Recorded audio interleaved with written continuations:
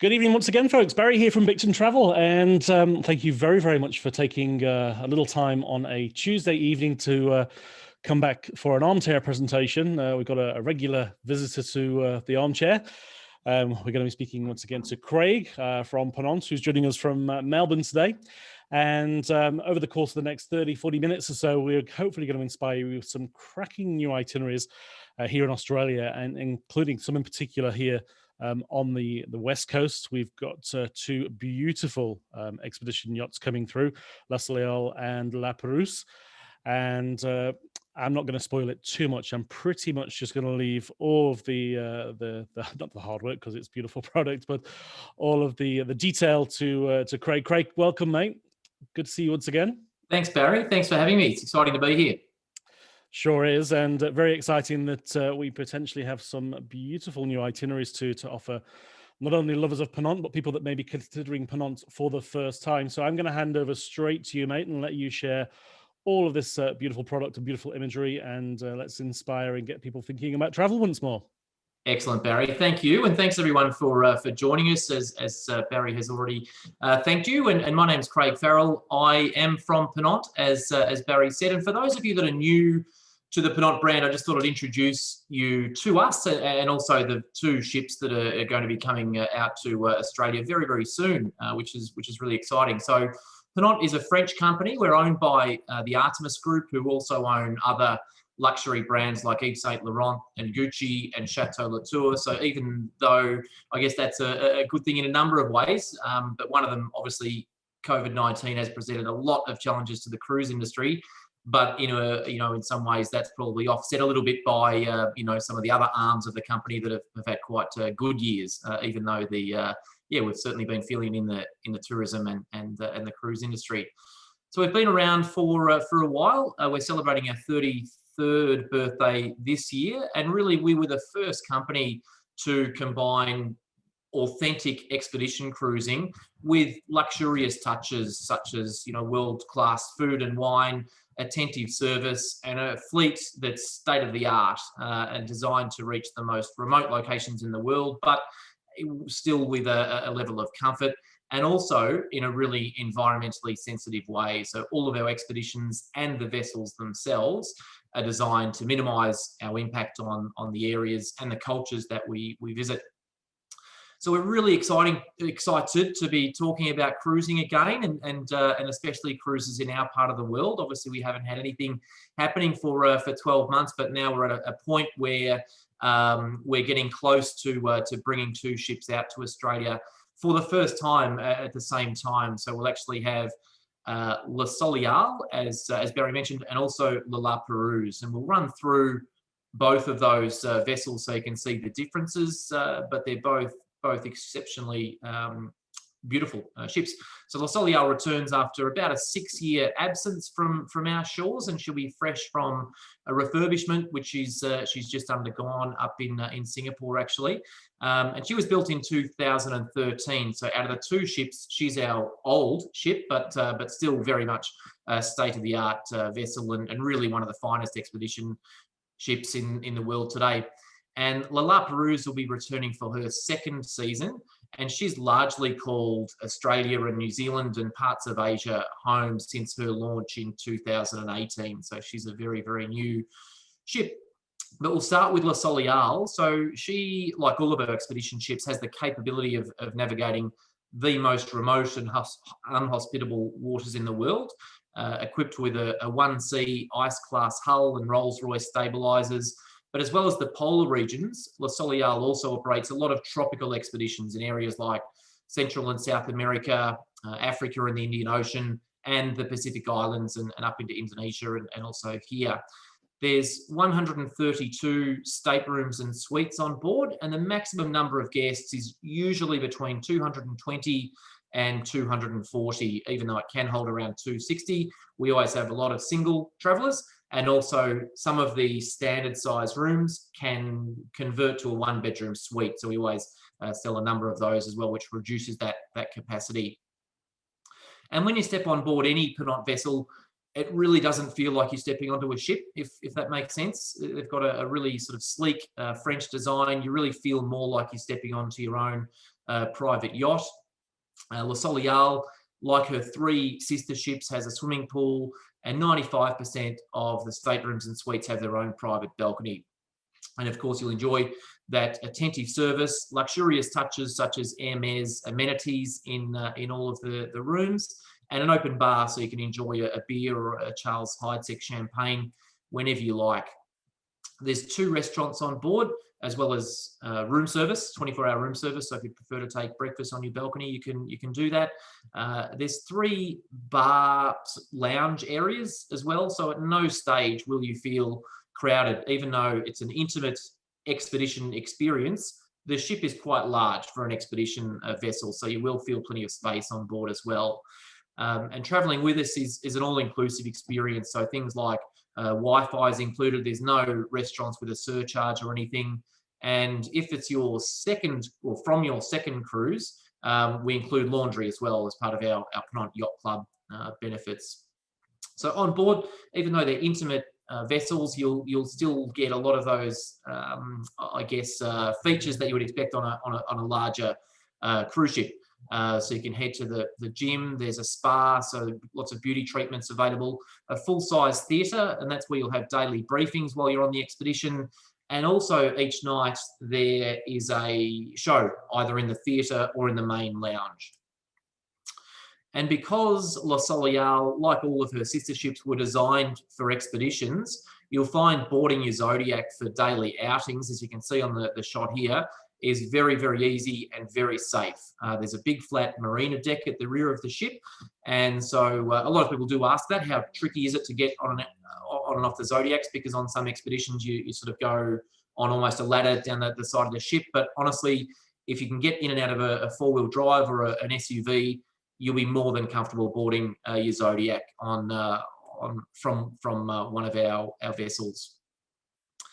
And moving on to La Perouse. So really, when it was launched in 2018, it heralded a new era in luxury expedition cruising. So there's La Perouse was the first of 6 Ponant explorers. They're all named after French explorers, so the names are getting harder and harder to pronounce. But La Perouse, which is probably not right. I don't speak French, but it's close enough, Barry. So the size of these explorer ships is actually very similar to the sister ship, so similar to Le Soleil, but we reduced the number of guests on board, so down to a maximum of 184. And because of the same reasons I mentioned earlier, the single travelers, but also the suites or the rooms that convert into a suite, it's usually closer to around 150 or 160 people on board these, on board the La Perouse. Inside, you'll discover the relaxed elegance that Ponant's renowned for. Here's a few shots of the interior. So on the top left, you can see the lobby. And then on the right, there's a library as part of the observation deck. There's a bar on that up on that level as well. And then on all of the expedition vessels, there's a boutique. So if you're desperate to give the credit card a workout, you can do that, but only if you like horizontal stripes, Barry. So there's the French like their Lacoste shirts and things. So there's a lot of stripes on board. And all 92 of the staterooms on La Perouse do have their own private balcony. And on this ship, there's actually a larger percentage of suites. So if people do like a bit more space around them, then would certainly cater for that with this ship. And like on Le Soleil, there's a full-size theatre, several lounge areas to relax in as well. And there's also a world first on board La Perouse. There's an underwater lounge. So this is an area in the hull of the ship, obviously, and you can go down there, enjoy a drink, and view out these 2.5 metre wide portholes and sort of gaze into the underwater world. It is quite mesmerising down there, actually. And Studio Ponant is where you can sort of make selections from. There's always an onboard professional photographer and videographer, so you can go and choose some photographs from that area there. Again, gym, sauna, beauty treatments, but also a lot of people. Well, I know when I'm on board, I spend much more time in the bridge than I do in the gym, and I think most people are like that on an expedition. They're inquisitive. They want to learn about the sailing, but they also want to learn about the destinations that we're going. So on all of our vessels, we have an open bridge policy, so you're free to wander in there most of the time. Sometimes there's a red sign on the door if we're navigating a particularly tricky passage or something, but most of the time that bridge is open. And again, built for expeditions, so very easy via that submersible marina platform at the rear of La Perouse to board Zodiacs and kayaks and things like that. So you can see all of the vessels are very, very beautiful, and there's always something happening on board. But really, these expeditions that we're going to speak about, and all of our expeditions, it's all about getting you off the ship as much as possible. So the small size and the shallow draft gives us nice close access to these unique destinations. And from that marina deck, as I mentioned, you can access the fleet of Zodiacs, kayaks, stand-up paddle boards, and more. Just go for a swim sometimes if we're in a lovely area. And you'll also be traveling, because they're all expeditions, you'll be traveling with a team of naturalists that are handpicked for their knowledge, their passion of the destinations, and also the history and the wildlife of the area. So that really is what makes an expedition. No matter how nice the ship is and how nice the food is, it's the naturalists that make it, to be honest. And the fact that you've got a big expedition team of around 13 on the La Perouse and 15 on the Soleil, it means that every time you get out on a Zodiac, you'll have a marine biologist one day, a geologist the next day, perhaps an expert on Aboriginal rock art another day. So you get a really different perspective on the same incredible destination. It's really something. So let's have a closer look now at some of these new exceptional expeditions that we're planning for September onwards this year. So our first one is on the 22nd of September, and this is the Jewels of the West Coast. So we'll depart from Broome on the 22nd of September. It's 10 nights, and there's an image there of the Abrolhos Islands Marine Park, but highlight after highlight along that west coast. And I know I'm preaching to the converted over there, and the pressure's on. Actually, speaking to West Australians about Western Australia is I'm actually feeling the pressure. But obviously, colourful coral, crystal clear waters, big breeding colonies of seabirds in the Abrolhos Islands as well. You'll learn about the Batavia mutiny, and a lot of you would know about that already, but regarded as the largest and most gruesome mutiny in the world. We'll also visit Dirk Hartog Island, which the Dutch explorer landed there in 1616. Unfortunately, he mustn't have put a flag up, otherwise we'd all be speaking Dutch now instead of English. And a really high concentration, in fact, the highest concentration of rock engravings anywhere in the world on the Burrup Peninsula as well. So really just incredible highlights all the way along this itinerary. Shark Bay and Ningaloo Reef, so 6 marine parks and reserves, and also Western Australia's newest national park, and obviously Monkey Mia, one of the best known wildlife experiences in Australia. We'll also, I should have mentioned earlier, the first place we visit there is the Rolly Shoals, which is a fantastic area off Broome, which is great for snorkeling and diving there as well. And at Jurien Bay, this is where there's the only breeding colony of Australian sea lions on the west coast. So you can get in and have a snorkel with them as well. So I think you'll agree a sensational expedition to kick off this deployment or this season, and then finishing in Fremantle. And then our next expedition, our next 2 expeditions are completely in Western Australia as well. So this one is nice and easy for all of you that live in and around Perth, because it's departing from Fremantle on the 2nd of October and returning to Fremantle on the 10th of October. So 8 nights, excuse me, and discovering the Southwest Australia biodiversity hotspots. Obviously, you'll see the visit Bustleton, which I think is the longest. Barry, you'll know this. It's the longest wooden jetty in the world, or in the Southern Hemisphere, or somewhere. Yep. So I have actually seen it, but I know it's long, but I don't know how long. So there you go. Cape Lewin. This is the tallest lighthouse on mainland Australia, and also on this one you'll learn about Australia's whaling past and visit the incredible National Anzac Centre in Albany as well, for those that have seen that. lots of artisanal producers that you'll meet and mingle with in Esperance, and also visit the Bay of Isles, the islands off Esperance as well.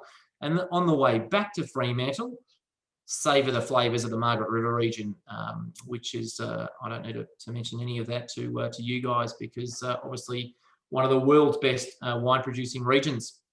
So that's the southwest part of Western Australia. And then our next expedition is actually heading back up north. But again, nice and easy, because it's leaving from Fremantle and then arriving back to Fremantle. So it's 7 nights. This one is on the 10th of October. All of these ones that I've mentioned have been on the Soleil so far as well. So a lot of the highlights along this expedition are very similar to the first one we mentioned, obviously without Broome and the Rolly Shoals. So visiting the Abrolhos Islands Marine Park again, Geraldton, which is the beach in the picture there is Geraldton, and then Jurien Bay, where the Australian sea lions are as well. So Dirk Hartog, 1616, he landed there, which is incredible. Any questions so far, Barry? You're on mute. No, mate, no questions coming in so far. All good. And rather than questions, is there anything you need to correct me on any of those places that we've covered so far in Western Australia? No, for a Victorian, you've done very well. Very impressed, mate. Okay, that's good to hear. And this one again is leaving from Fremantle and travelling all the way around to Hobart. This is a great itinerary, actually, and a nice length as well. So after being not stuck, but sort of a lot of people have had their holiday plans put on hold for a long time. So the longer you can get away, the better for a lot of people, I think. So departing from Fremantle, again, going to Albany, so the National Anzac Museum and Whaling Centre and Whaling Museum. Esperance we're visiting as well. That's actually one place. Esperance and Shark Bay, I've never been to either, but they've been on the top of my Australian bucket list for as long as I've been selling travel, so 25 years, I think, and I still haven't been there. So I'll be putting my hand up for one of these, to work on one of these cruises, I think. So we'll go to Port Lincoln as well, so the seafood and aquaculture capital of Australia, although some of you may disagree with that. One of the oldest and most acclaimed wine regions as well, in McLaren Vale. And then we'll enjoy King Island's exceptional produce, some culture and history there. And then we'll visit some gourmet or sample some gourmet produce and cool climate wines in the Tamar Valley in Tasmania, and then finish in Hobart, where obviously there's tales of convicts, mariners, and go and visit Port Arthur. So a really beautiful itinerary, 13 nights, as I mentioned. And this is the Bay of Isles, or the Reefs archipelago, just off Esperance there. So stunning area to visit. There's a stretch of 230 kilometres worth of islands. There's about 1,200 islands in the archipelago. So a brilliant area to navigate through. And then we've got a couple of circumnavigations of Tasmania. So we're still on the Soleil, so you can actually stay on. The voyage, the expedition we just spoke about, really visited the Tamar Valley, King Island, and then around to Hobart. Whereas if you're wanting a more, I guess, extensive look around Tasmania, then you can actually stay on board this next one for 9 nights. And this one is really ticking off a lot of the great sites around Hobart. So obviously World Heritage Areas, UNESCO World Heritage Sites of Port Davey, Mariah Island, and Port Arthur. Really dramatic scenery around, well, both around Port Davey, but also around the east coast of Tasmania. There's stunning scenery and wildlife. So Australian fur seals in their natural environment, and you'll really gain an insight into that convict history, but also the Aboriginal history as well, and you'll get all that from the expedition team that you're travelling with. So Mariah Island, we'll have a look at the painted cliffs of Mariah Island. Also have a look at the mining and maritime history in Tasmania's northwest as well, and view Australia's highest sea cliffs at Cape Hay. There's the Tasman Peninsula. And our next one, this is the first one we're covering actually on La Perouse. This one's late December, so the 23rd of December, actually over Christmas and New Year. Yes, New Year, because it's 10 nights. And it's definitely New Year's actually, because you spend New Year's Eve in the Constitution Dock. So after all of the ships, all the yachts have come in from the Sydney to Hobart yacht race, then they've got the fireworks and everything at Constitution Dock. So you've got all of those features that we mentioned in the last itinerary. We're also going to Ile de Foc here as well, which is one of the differences. That's a really rugged sort of granite island over an area of about 8 hectares and part of the Schouten Island group. So that's one of the differences. Obviously, the other difference is you're traveling on La Perouse, but you'll also enjoy the festivities of the Sydney to Hobart yacht race as all of the yachts arrive in. And Australia's biggest and longest running food and wine festival is happening at the same time. And as I mentioned, New Year's Eve fireworks in Constitution Dock. Now, the next couple I'll mention fairly quickly. We've got a couple out of Queensland. So one is Queensland Islands and Reefs. This is the 8th of December, so early December this year. 7 nights, goes to some incredible, again, World Heritage areas, fantastic areas for snorkeling. Pictured there is Willis Island, so that's actually great for migratory seabirds. So there's some viewing areas there, as well as getting into the water for some snorkeling as well, all along this trip. And especially, one of the areas to do that is definitely Lady Musgrave Island. And that one's finishing in Brisbane. And then we have another 8-night expedition from Brisbane down to Hobart, and this is on La Perouse also. So this is on the one just before the food, wine, and yacht race expedition. So again, some unique places, some difficult places to get to. You know, if you're doing a driving holiday or a flying holiday, there's some unique areas here. Going into the Hawkesbury River, Eden's long associated history with Wales and the story of Old Tom. One of the widest sand beaches in the world. Obviously, Tasmania's colonial history you'll learn about as well. There's the Hawkesbury River, which is stunning, and then you will also sail into the spectacular Jervis Bay. And the other two, we are going offshore. This is still a local deployment, but we've actually got 2 expeditions of the subantarctic islands of New Zealand and Australia, because one of the places on this itinerary is Macquarie Island, and that's actually part of Tasmania, whereas every other point on this itinerary is in New Zealand. And interestingly, every single place that you see on this itinerary, Barry, is a World Heritage area in its own right. So not collectively, every one of those is a World Heritage area. So it's over 14 nights, these 2 expeditions, or 14 nights each. And the subantarctic islands are very, very little known, even in Australia, but they're among the last unspoilt environments on Earth. And they're often compared to, or often called, the Galapagos of the Southern Ocean because of the unique wildlife, a lot of it endemic to these areas. Almost half of the world's albatross and penguin species reside here. The Snares Island, alone, as you can see just below the sounds there, has more nesting seabirds than the entire British Isles. So for bird lovers, nature lovers, photographers, this is one of the ultimate trips that you can do close to home, really.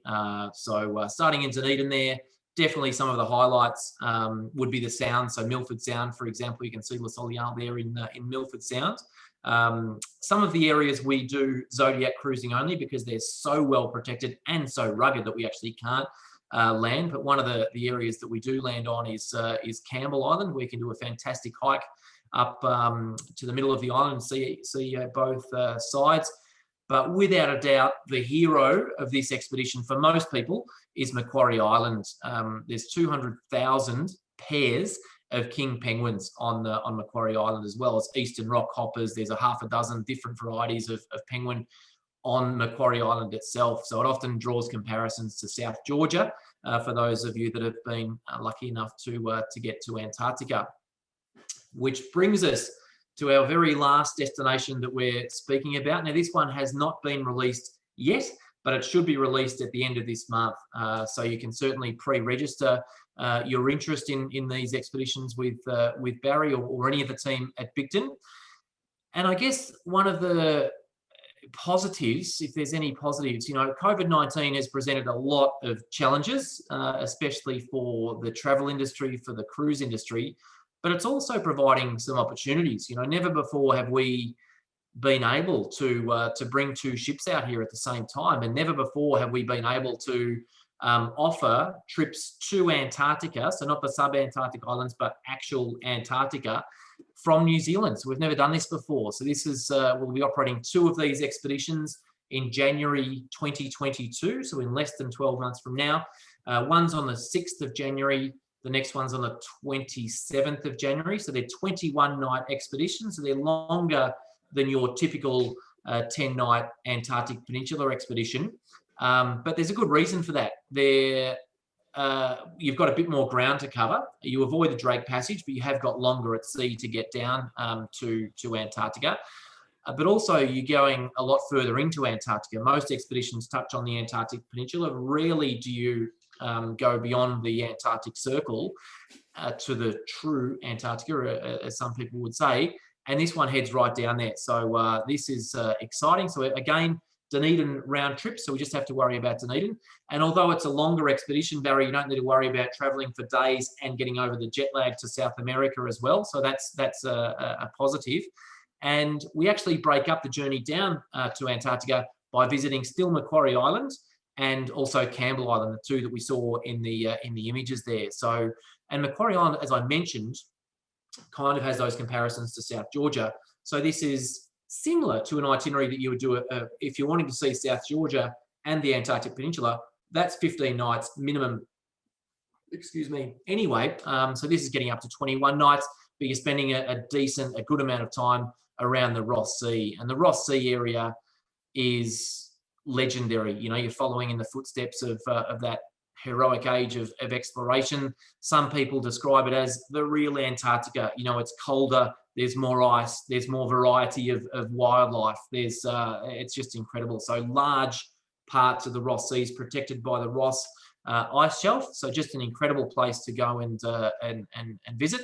And then obviously you're getting the bonus, if you like, of visiting Campbell and Macquarie Islands in the sub-Antarctic islands. So fur seals, elephant seals, Weddell seals, crab-eater seals.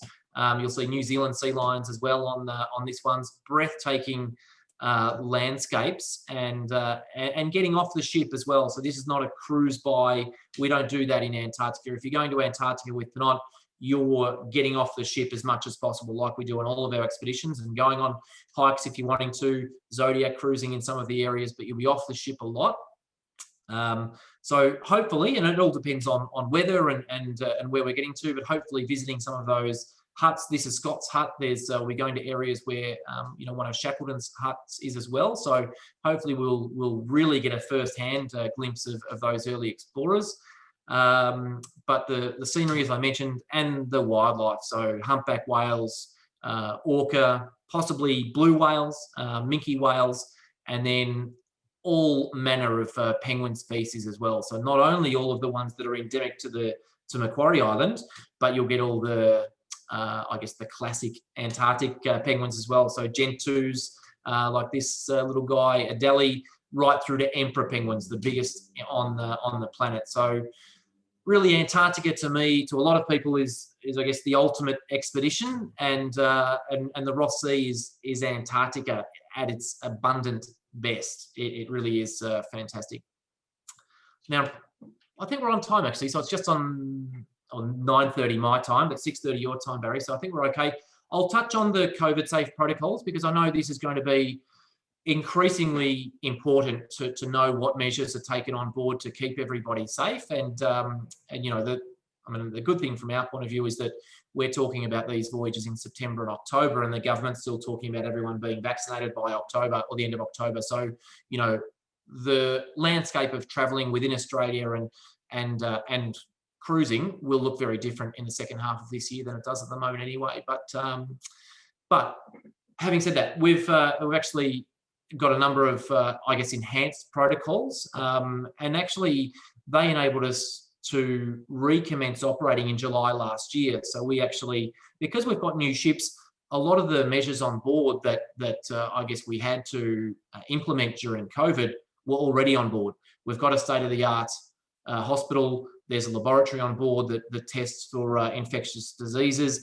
There's a doctor and a nurse on every single voyage, but we have made some changes as well. So you can be confident that you're entering a COVID-safe environment. So there'll be a thorough testing program before any guest and crew member enters the ship. All luggage and anything entering the vessel will be disinfected. And what else? So we'll also be adhering to social distancing. So in the public spaces, we'll have a reduced capacity. So rather than, our restaurants have always been open seating. You can turn up to the restaurant anytime between 6 and 9 and have dinner. Whereas we will be in 2 sittings now to ensure that any of the restaurants are only operating at 50% capacity, and no buffet, unfortunately, Barry. So there was one of the restaurants where there was a buffet, but it'll be all table service now. And we're also reducing the theatre to 50% capacity as well, just so we can ensure we can, maintain that social distancing. And if there's any, cause for concern on board, if anyone develops symptoms or anything like that, we are keeping a number of staterooms, so 5 staterooms cordoned off for isolation if anyone needs to be isolated on board as well. Okay. That's it for the COVID safe. But all of that information, there's a great 2-minute video on the website as well where you can see all of those measures as well. So all of us in the tourism industry have obviously relaxed our booking conditions as well, because there is uncertainty when you're booking travel at the moment because of borders, even within Australia, as we've learnt. So for any expeditions departing up until the 30th of April 2022, so April next year, you can confirm your space, pay a deposit, and then final payment is not due until 30 days before departure. And if you change your mind for any reason up until that 30 days, you can postpone your trip for any reason and free of charge. And if the cruise can't operate, or if you can't reach the ship, so if you're booking the Cairns to Brisbane, for example, so having to fly into Queensland, but Mr. McGowan or Ms. Palaszczuk closes their border, then that's the same situation. So that's even inside that 30 days. If there's a COVID restriction in terms of the ship not being able to operate or you're not being able to reach the ship, then you'd have the choice of either being refunded or rebooking onto another cruise. Awesome. Thank you. Barry, we hope you're as excited as we are that we're heading back and offering the biggest season, the biggest deployment that we've ever had in Australia. So like I said, COVID-19 has presented a lot of challenges, but I think Churchill said, never waste a crisis, right? So we've actually got an opportunity now to offer more in our waters than we ever have, because to be honest, a lot of our biggest competitor at Ponant is Ponant in other areas. We've wanted for years to bring 2 ships out here, but of course the Americans want ships there as well. The French and Europeans need ships up in that part of the world, and we need 4 ships in Antarctica each year. So we just haven't been able to do that in the past, but now we can, which is really exciting. Absolutely. And I love how the fact every time you do a presentation, you always tease us with something that we weren't supposed to know about. So the fact that you've just softly introduced those Antarctic voyages from New Zealand as a classic. So yeah, we've opened them for pre-registration. To be honest, if people have any interest at all in those, please pre-register through Bicton, because with the amount of pre-registrations we've had, so we only take 200 people to Antarctica, and so that means 400 people over the 2 departures. If everyone that's pre-registered now actually takes up their option, we're full. That won't happen because there's always a dropout rate, and obviously at 21 nights, the price may put some people off as well. So there'll be a dropout rate, but I would encourage you to definitely pre-register if you have any interest, and then you'll get the first opportunity to secure a room at the best rate as well. Absolutely. And And for anybody that's listening that would normally go to certainly those West Australian ports on the, say, a big white ship, this is going to be a completely different experience, and probably the first time that you can go to, say, Southwest Australia on a round trip Fremantle on a stunning yacht like the Soleil. So I highly recommend, if you haven't already pre-registered, certainly do so. I know we've got a number of pre-registrations in for those West Australian voyages, and obviously there's still a little bit of availability there if people are keen, and we'd love to be able to help you. Now, if you're not aware, obviously, we were unable to answer the phones last week in the office due to the snap lockdown, but we are back in the office now. And the team will be available from tomorrow morning to either take your call, take an email, or even make an appointment and pop in if you prefer. But within the team in Bicton, including Phil, Nadia, and Carol, and others, have been and sailed on the beautiful Ponant vessels and have got a whole heap of experience and can confidently tell you about their experiences. And of course, we've always got a hotline to Craig if there's any quirky question that we don't know the answer to. Look at this, you can get me at 9 o'clock at night, apparently, Barry, so no problem at all. And for that, we're very grateful, really are, the fact that you're giving up your evening to share these great new itineraries. Now, I will just say, if anybody has got a quick question, we've probably got a couple of minutes. If you want to drop it into the chat box, we will do our best to answer it. If we get Where's the chat box? It's down the bottom of your screen. There should be a little chat bubble. You can press on that and then type a little question into us. If anybody has one, I'll keep an eye on that. No. Where's the chat box? Can't find it. Well, Neil can just ask his question. Oh, sorry, I couldn't see who it was.